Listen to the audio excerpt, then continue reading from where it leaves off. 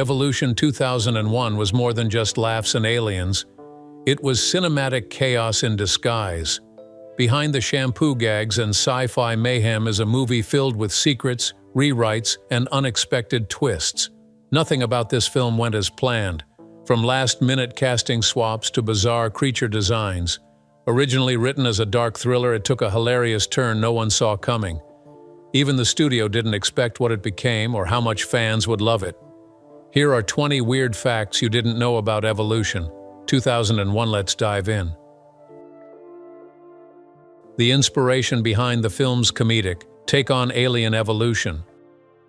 When Evolution was first pitched, it wasn't meant to be a comedy. The original concept was a serious science fiction thriller by Don Jacoby, a screenwriter known for darker alien stories. The plot revolved around a terrifying alien outbreak and government response. But when Ivan Reitman, who was well known for Ghostbusters, stepped in as director, everything changed. He began seeing potential in the alien premise, but didn't want another grim alien invasion flick. He wanted chaos, laughter, and weird biology wrapped in one outrageous package. Reitman believed audiences were ready for a fresh take, so he teamed up with writers like David Diamond and David Weissman to overhaul the script, infusing it with humor, timing, and absurdity. They discarded sterile labs and military tension and added spontaneous alien evolution, body jokes, and a shampoo commercial finale.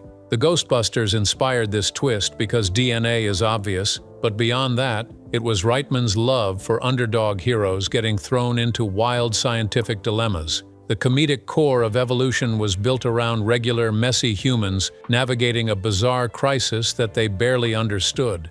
That mix of incompetence and cleverness is what made it work.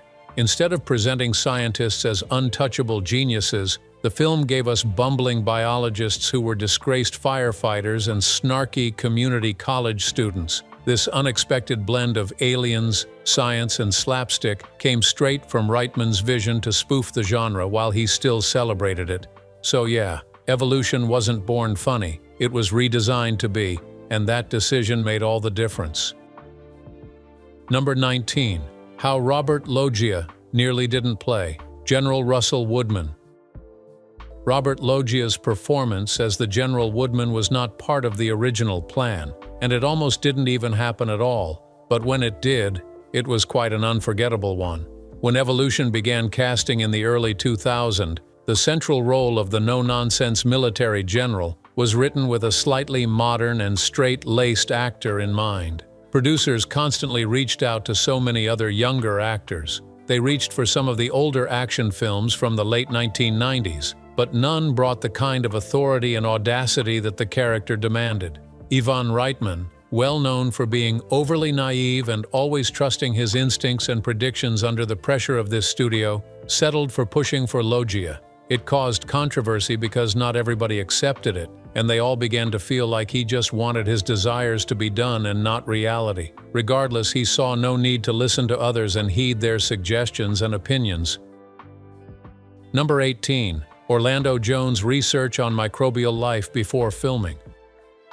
Orlando Jones didn't want to sound like another actor faking science and pretending to be who he was not. When he landed the role of Harry Block in Evolution, he knew that he'd be spewing lines about cell division, pathogens, and alien ecosystems, so instead of memorizing words that he didn't understand, he dove in. Around June 2000, Jones reached out to microbiologists at UCLA and Caltech before the cameras rolled. Jones wasn't trying to become a scientist overnight, but he wanted to carry himself like a man who teaches biology for a living. His meetings weren't short at all. He spent hours in labs asking everything from can bacteria evolve in days to what would survive in a meteor crash. The scientists didn't dumb things down for him to just copy and memorize like a college student struggling to pass exams. They showed him real cultures, let him peer through microscopes, and explained why microbes from space wouldn't look like Earth life. Jones was blown away. He later said the scientists were rock stars in their world, which changed his thoughts about intelligence. He spent lots of time watching documentaries, scribbled notes, and even practiced naming amino acids. The man who once did 7-Up commercials was now elbow-deep in gene mutation theory. So when he stood in that desert scene, eyes wide at the evolving goo, and dropped lines like, "It's moving through the evolutionary chain in hours." He meant it. That confidence wasn't acting alone, but backed by curiosity and respect. Jones did not have a degree, but he brought science to life with the sincerity of someone who bothered to learn, making him a good name. Number 17. The real scientific advisors on set. It's very accurate that Evolution was a wild comedy with a wild level of absurdity, but behind all the alien nonsense there was actual science woven through the chaos. Ivan Reitman wanted the film to be ridiculous but not stupid, so he brought on a couple of real scientific consultants to help ground the concept in 2000.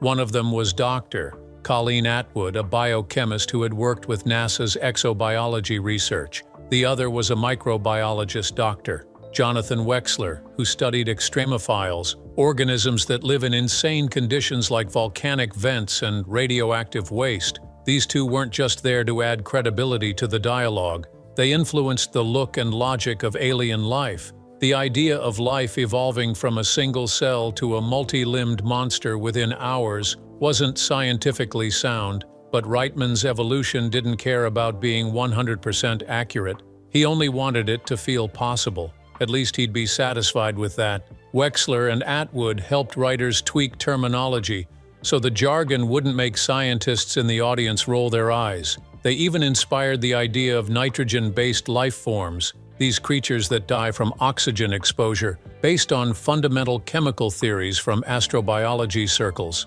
Some of the designs came from the Petri dish experiments that they shared.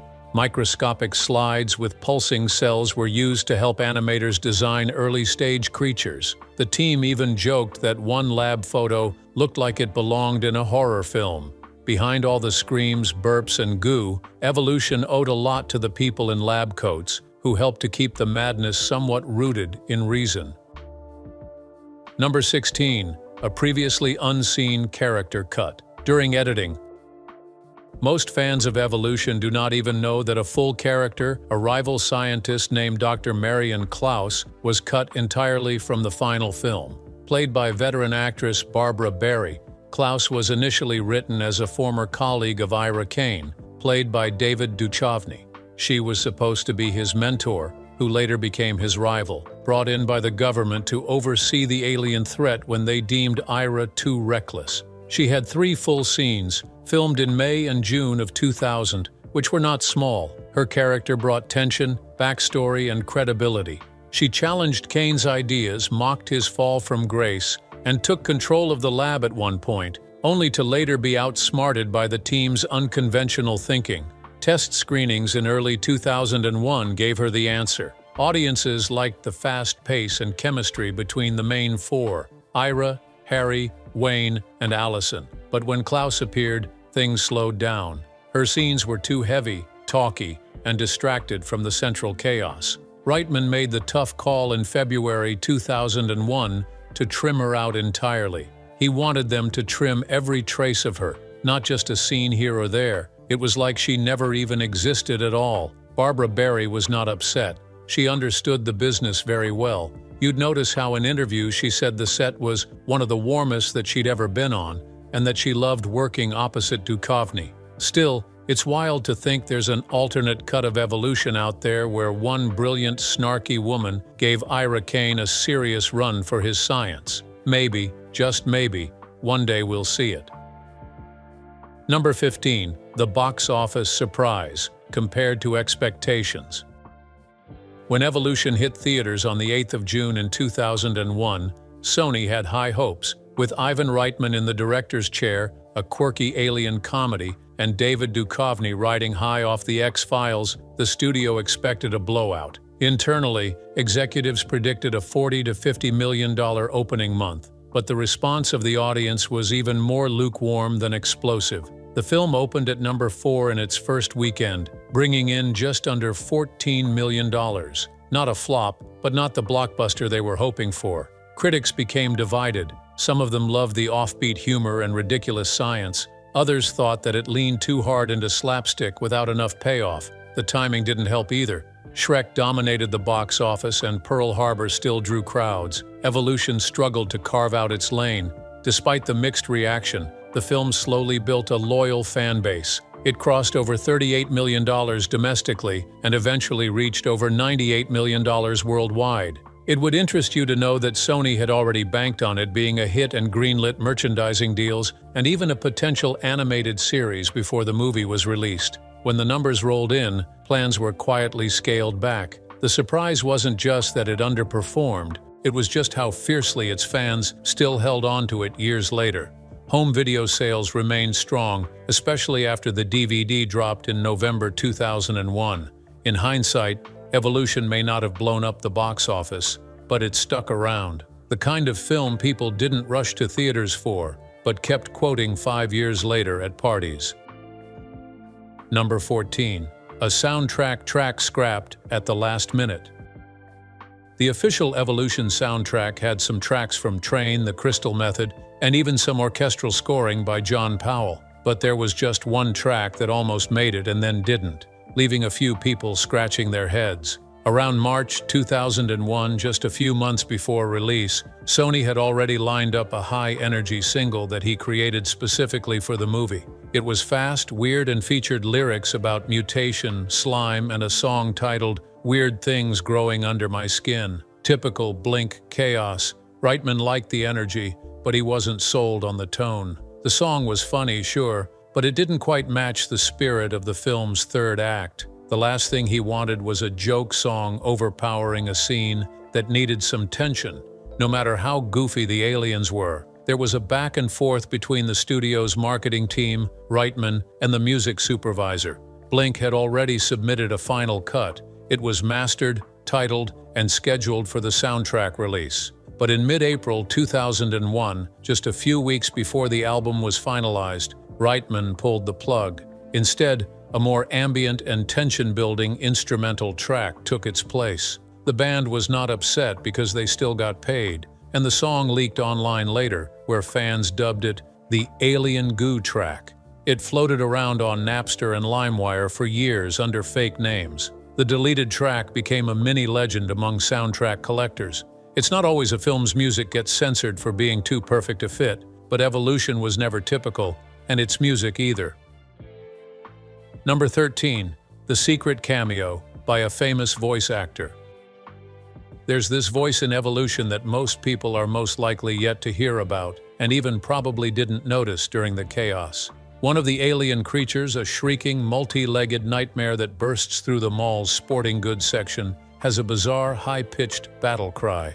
That sound wasn't made by computers or sound engineers alone. It came from legendary voice actor Frank Welker, the same guy behind Scooby-Doo, Megatron, Abu the Monkey, and pretty much every creature noise in your childhood. Welker was brought in during post-production in early March 2001 to flesh out the alien soundscape. The VFX team had designed the look and the basic noises were in place, but Reitman wanted some creatures to feel more animated. Welker didn't just provide generic screeches. He sat with the animators and mimicked the rhythm of each creature's movements. If a three-eyed tentacle beast leapt off the wall, he'd snarl, gurgle, and wheeze with the timing of a slapstick punchline. The best part of all of these is that he was never credited. There was no studio note or behind-the-scenes spotlight. It was just a quiet addition to the already existing madness. Insiders say he voiced 4 different aliens across the film, including the winged one that crashes through a window and slimes the windshield. That weird, hiccuping scream, pure Welker. He even joked that it sounded like Scooby-Doo choking on a glow stick. Fans didn't realize it until years later when the sound mixing team casually confirmed it during a podcast. It's one more reason Evolution worked. Even the creatures had real characters behind them. Number 12. The special effects team's Petrium dish experiments. Before the team behind Evolution dived into CGI and monster molds, they started small, literally microscopic. The special effects crew was led by visual effects supervisor Phil Tippett, who wanted the alien life to feel unpredictable and strange, but still believable. So in February 2000, they did something that no one ever expected. They grew things in actual Petri dishes, not just as reference images, but as inspiration for how the alien organisms might move, react, and multiply. They filled dishes with gelatin, baking soda, food coloring, cornstarch, and a few carefully monitored bacteria cultures. Then they filmed the reactions in high-speed macro, how bubbles popped, goo oozed across the surface, and colors mixed without any control. It all gave them a roadmap. Animators used that footage to build the slime physics in the movie. The squelches, blorps, and unpredictable surface textures were all deeply rooted in something that was at least agreeably organic. They even did one test where they placed vibrating motors under the dishes. The result was this jittery, nervous movement that looked like something alive and terrified. That movement directly inspired the way that some of the mid-stage aliens jittered before leaping at humans. It was nothing sterile or smooth, just a chaotic biology, barely holding itself together. What made it even cooler was how hands-on it all was. Tippett didn't stay in the office. He rolled his sleeves and stirred slime in a Tupperware container like he was prepping alien soup. That kind of dedication doesn't just show up on camera, it oozes into every frame. Number 11. A deleted scene, explaining the evolution timeline. This scene, missing from evolution, would have made the science, or at least the logic of the alien growth, make way more sense. It was filmed, edited, and even sound mixed, but cut at the last moment to preserve the film's fast pacing. In that missing scene right after the team's first lab analysis of the alien cells, Dr. Ira Kane explains the full timeline of the organism's development. He expressed how it was brilliant, funny, and weirdly terrifying. According to the breakdown, the alien life form was adapting quickly and moving through stages of evolution every 6 hours. Single-celled creatures were splitting and becoming complex organisms in a day. What would take Earth life 3.5 billion years was happening in just 48 hours. Quite mind-blowing, right? Kane holds up a visual chart crudely drawn on a whiteboard, tracking how far the species had come since the impact. Each phase had a sketch, something like blob, worm, insectoid, reptile, and then humanoid. Kane jokes, "By Sunday, they'll be opening checking accounts." The scene was packed with loud jokes but grounded in an eerie logic. It also caused serious issues between Harry and Wayne, who kept interrupting with wild guesses about what came next. "So, dragons?" Wayne asked. "No, but maybe something that eats dragons," Kane replied. Test audiences found out that it was beginning to slow the momentum. The film was racing toward chaos, and this scene felt like a timeout. So, despite how clever it was, Reitman cut it. It hasn't appeared in any official release, but rumor has it that the scene still exists in the Sony vault, unseen but unforgettable to those who worked on it. Number 10. The film's tie-in biology toy line that never launched.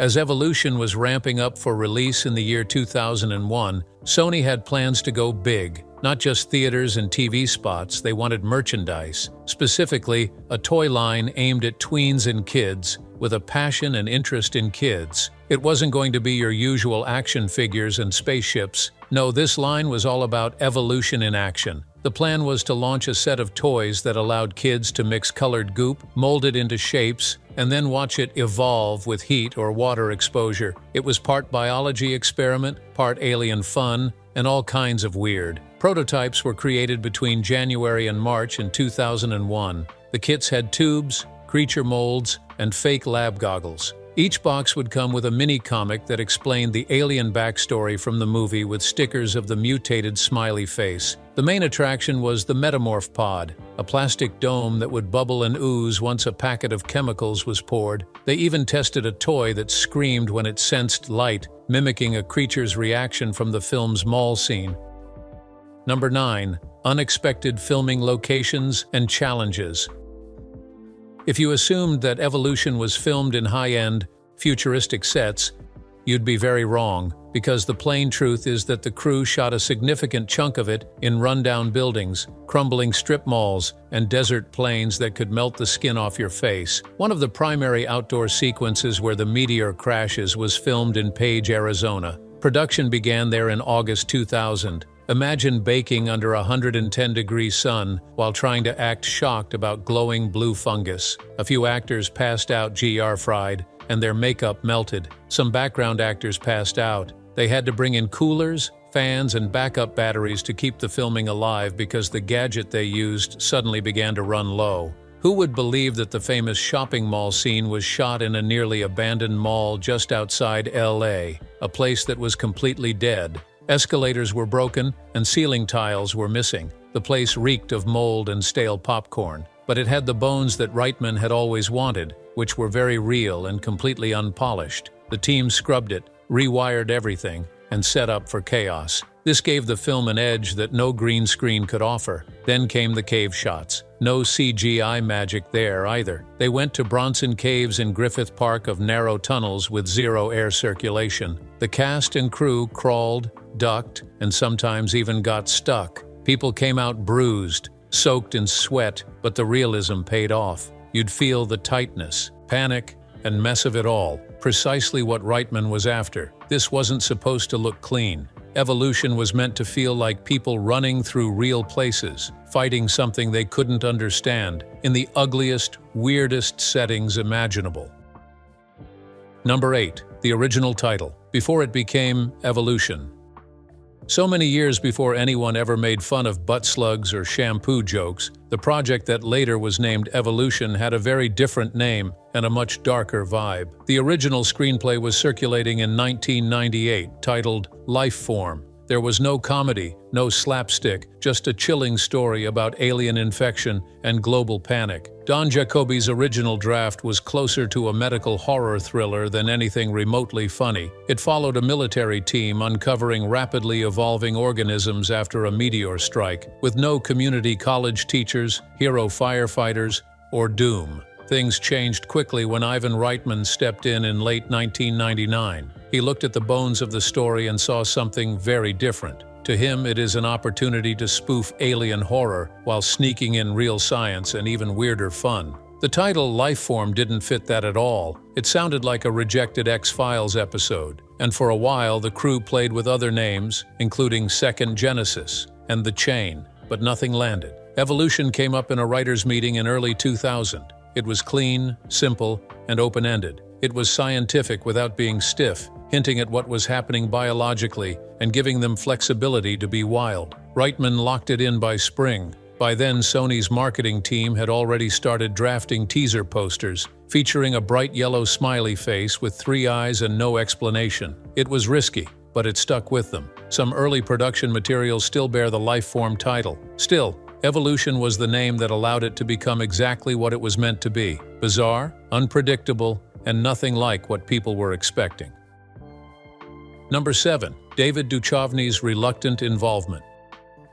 It might seem like David Duchovny was the obvious choice for the lead in Evolution, especially with his X-Files fame. But the truth is that he almost turned it down. When the script reached him in the early 2000s, Duchovny was coming off years of playing Fox Mulder, very serious, stoic, always chasing aliens. The last thing that he wanted was another alien movie. He feared getting boxed in, becoming the alien guy in Hollywood. He even said in an interview later that he thought this was the exact thing I should not do. But then he met with Ivan Reitman. Reitman had a very different vision for this film. It was absurd, lighthearted, and filled with chaos. He told Duchovny that he wouldn't be playing another Mulder. He'd be playing the opposite of Mulder, who is a disgraced professor, tired, sarcastic, not even slightly heroic. Duchovny warmed to it, but still wasn't sold. What finally sealed the deal was reading with Orlando Jones during a chemistry test. The two clicked instantly, and the energy shifted too. The awkward professor and the wisecracking geologist finally worked out.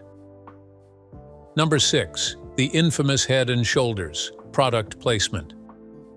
The shampoo scene involves a creature crawling up someone's backside, and the only thing that can kill it is selenium, conveniently found in Head and Shoulders. It's one of the film's most outrageous moments, and it was 100% real product placement. But the twist is that the idea didn't come from the marketing team. It came from the science consultants. During script rewrites in the late 2000s, Reitman asked the advisors what everyday household items contained selenium. They rattled off a few: vitamins, supplements, and shampoo. Specifically, anti-dandruff formulas. Someone in the room joked, "What if they have to use Head and Shoulders to kill the alien?" Everyone laughed, but Reitman didn't, because he didn't find it funny and didn't even find any reason why they were laughing. Sony reached out to Procter & Gamble, At first, the brand was hesitant. They didn't want their product associated with alien butts and exploding monsters. But after reading the script and seeing how prominent the scene was, they finally accepted. They sent over cases of the product, approved the label's use, and let the production go wild. Number 5. How the film inspired. A short-lived animated series.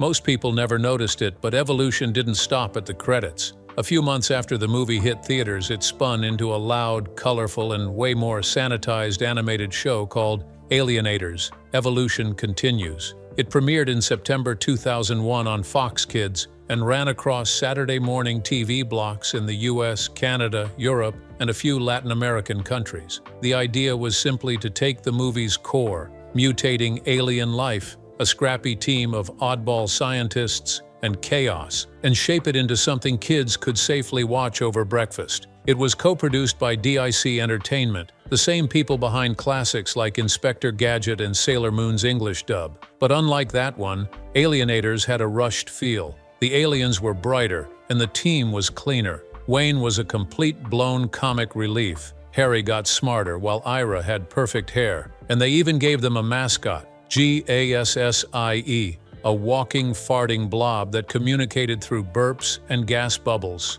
No, seriously, the show followed the same general plot. The alien organisms evolved faster than anything on Earth, and the team had to stop them from using science, gadgets, and wild improvisation. However, it had long lost its edge. There were no head and shoulders jokes, no slime in weird places, high-pitched yelling, or zap guns. It lasted one season containing 26 episodes. A second episode was planned, it started working, and people were drawing interest. It went so well until the year 2002. The timing didn't help. After 9 to 11 networks moved towards safer, more grounded content, and suddenly all the senators quietly disappeared. Still, they were fans who were still interested. Some kids who watched it never even saw the movie first. They just knew it as that weird cartoon with exploding aliens. And honestly, that's a pretty fair legacy.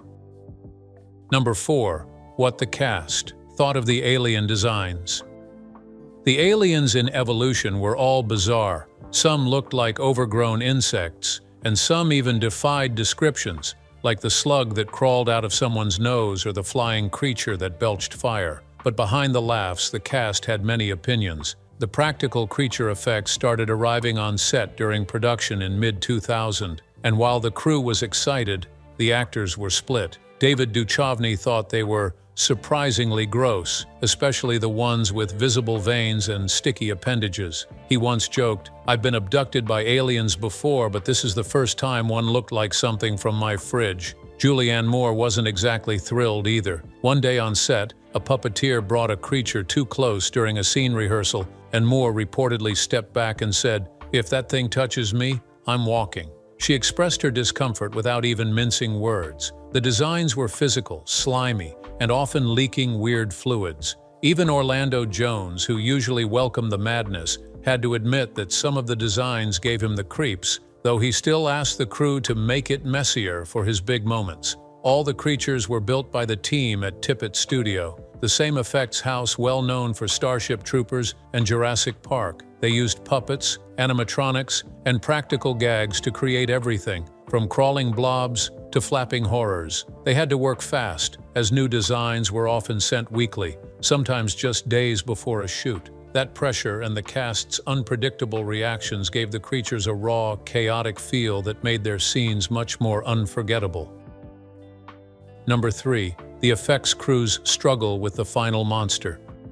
The final monster in Evolution was supposed to be a towering, world-ending, rapidly evolving behemoth, and on paper it was. The storyboard had its sprouting tentacles, growing mouths within mouths, changing shape in real time. But in reality, it was a nightmare to pull off. By April 2001, just 2 months before the film's release, the effects team struggled to finalize the creature. The first version looked too much like a blob, and the second looked like a giant turkey. Reitman hated both. The beast had to be terrifying, alien, but not too grotesque because it was still a comedy after all. Animators were running on fumes, reworking models night after night, and nothing felt right. One version had so many limbs it couldn't even move properly on screen. Render times dragged, Scenes got delayed too, and pressure from the studio was mounting. But the absolute chaos came when they finally realized the original ending, where the team injected a selenium bomb into the creature,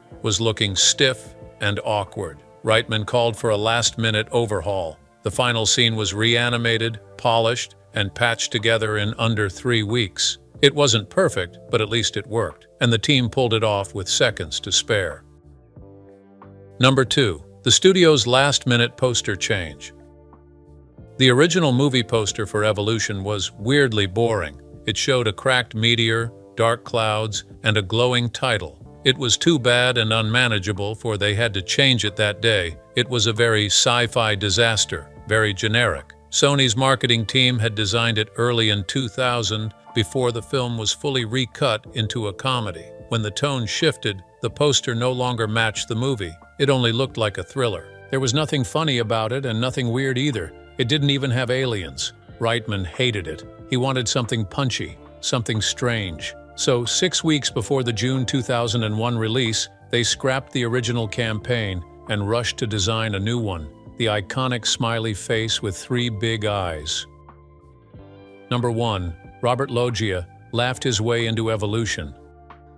By his early 70s, Loggia had already made a solid name for himself in gritty dramas and many challenging guy roles like Scarface and Jagged Edge. He wasn't precisely the go-to guy for science fiction comedies, but in April 2000, Reitman invited him for a private script reading, and something clicked. Loggia didn't just read the lines, he chewed them up and spat them out like a man who was General Woodman. He gave the role weight without trying too hard, sarcasm without being cartoonish. Everyone in the room knew the decision had been made.